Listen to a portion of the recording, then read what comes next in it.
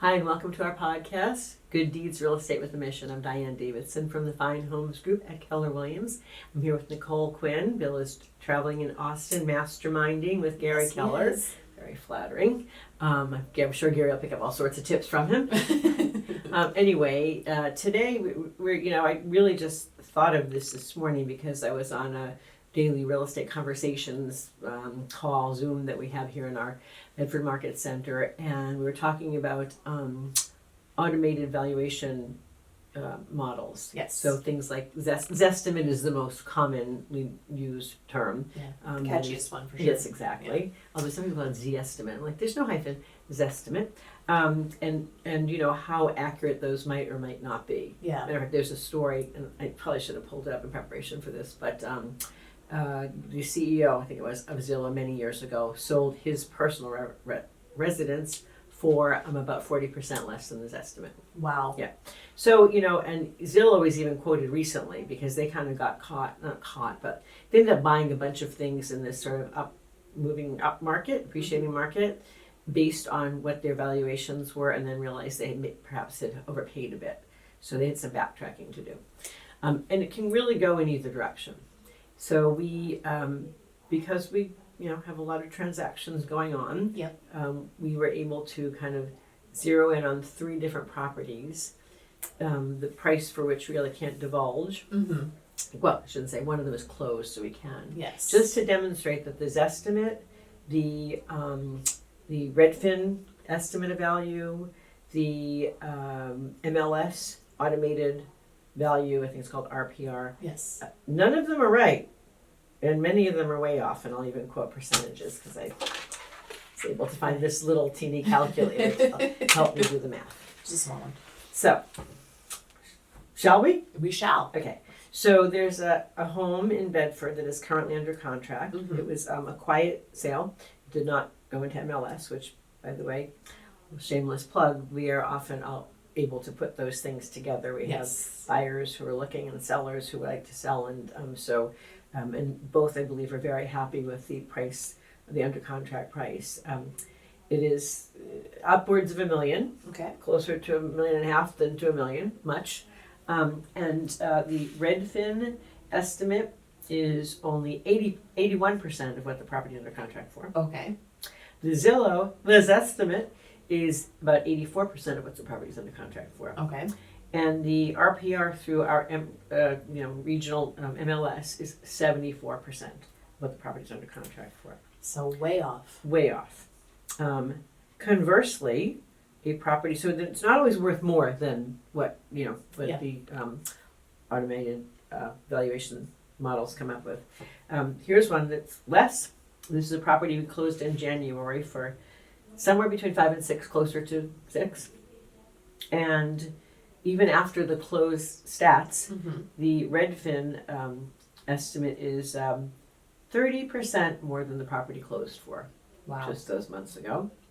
And the Zestimate from Zillow is 50% over what the property closed for. Significant. Now, the reason for that is because of the condition of the property. And there was something in the article when Zillow was pulling back and not doing their I offers or E offers or whatever they were, buying things without seeing them, that if someone from Zillow said something along the lines of you can't factor in the smell of cat urine, not to disparage cats, but the point, nor can you factor in the smell of a lovely candle, right? And so in a positive way. So the point is the human element is taken out of it.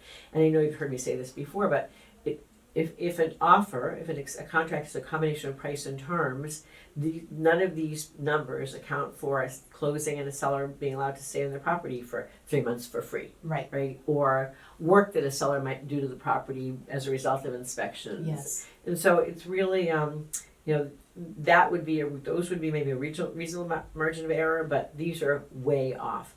There is one more property that is quietly under contract. One of our agents was able to find by writing a letter to a certain area that her buyer client wanted to live in. Yeah. And it is currently under contract. Estimate is 87% of what the property is under contract for. So, it works in both directions. Mm-hmm. I think the point here is that they're not really that accurate. If you had the same 2 houses and one was painted, I don't know, harvest gold, I'm sure it's going to come back, but it's not quite back yet. Yeah. And one was, not to do a plug for Benjamin Moore, but let's just say Edgecombe Gray or Revere Pewter or Grail. Yeah.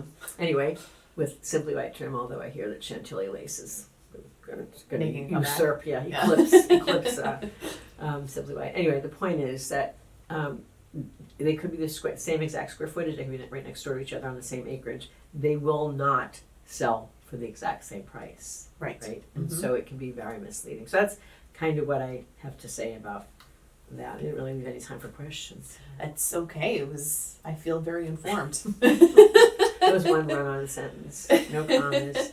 I just, I think it can be very frustrating because people, I know that they, I think most people think at this point that this estimate is too low, but occasionally there's this estimate that, and they're probably right. Yeah. But here's what happens: there's always a catch-up. It's kind of like with the assessed values in a municipality. Makes sense. When things are ramping up, the automated valuation models don't quite keep up. And if we start doing this, there'll probably be a time when things are pretty close to right on Yeah. because there's some lag time. Right. Okay. That makes sense. A lot of it's based on square footage. A lot of it's based on room count.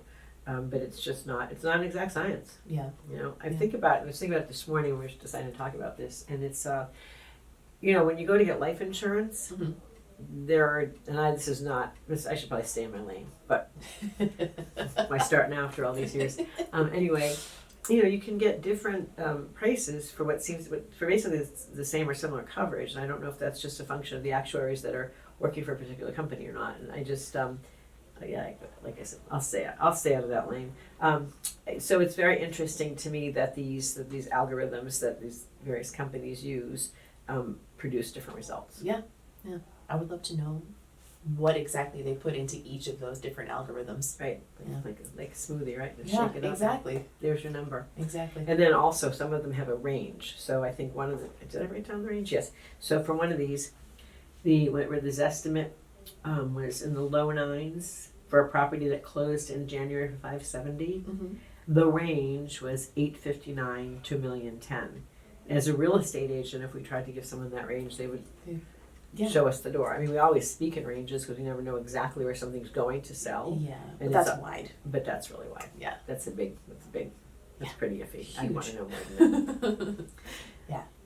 Okay, well that's kind of all I had to talk about today. That's good. I mean, I feel like a lot of people have a lot of questions about that, and I think you touched on all of the root of what they need to know.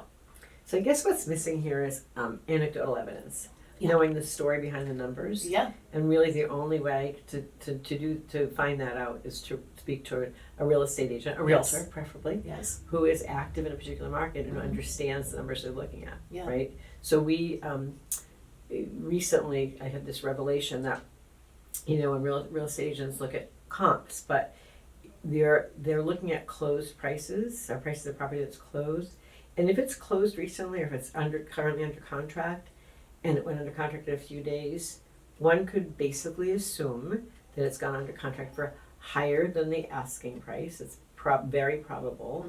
And what is going to drive the next sale of a similar property is all those people who didn't get to buy, save for the one person that's under contract to buy that property. The other 36 that would be the crowd moving on to the next property, to buy the next property. And that's more telling than necessarily what a property is closed for. Right. As far as I'm concerned, if a buyer wants to be competitive. Yeah. I mean, you have buyers that, I remember when we were doing our weekly ISOs for our buyers, a few weeks ago they were looking up to $230,000 Correct. in only Hillsborough. Yes. And 2 days ago when I was reading our current list, I thought, Mm-hmm. here's the buyer up to $250 in Hillsborough or Antrim. Was it Antrim the other time? Deering. Hillsborough or Deering. And I said to you afterwards, is that the same buyer who only wanted one town for $230? Yep. And so also what happens is, as time goes on, buyers, often become more negotiable. Either they'll spend a little more, or they'll look at different properties or different areas. So, anyway, that's way off the track. But why did I start talking about that? When we look at comps and values. Yes, Yeah. When we're trying to figure out a value, we're looking at kind of what's just happened, and we're allowing that to inform us rather than necessarily just what the recorded because price those is. same buyers are still in the market. Right. Yeah. Yep. Makes sense. So I do have one thing to say. Since we know Mm-hmm. that the only way to really have a a more accurate value of your home, Mhm. and certainly with no obligation, Yes. is to have one of your favorite realtors, Uh-huh. presumably on the Fine Homes Group team, Naturally. come and give you a pair. Yeah. What's a pair for Yeah, the I'm audience? so glad you asked. Oh my God, such a big head. It is a professional equity analysis report. Nice. So basically, it's looking at what your home is likely worth and subtracting any debt that you have on the home, Gotcha. and coming up with your pile of cash Yeah. that you're living in. Your takeaway. Exactly. Exactly. Yeah. So please reach out to your favorite Fine Homes Group team member if you'd like to know what your real position is. Yes. Okay. All Well, right. thank you. It's been a pleasure. Thanks for sitting in for Bill. He Thank flies you, in Diane. tonight. And that's it for now. So please be sure to subscribe to our YouTube channel or follow us on your favorite podcast platform.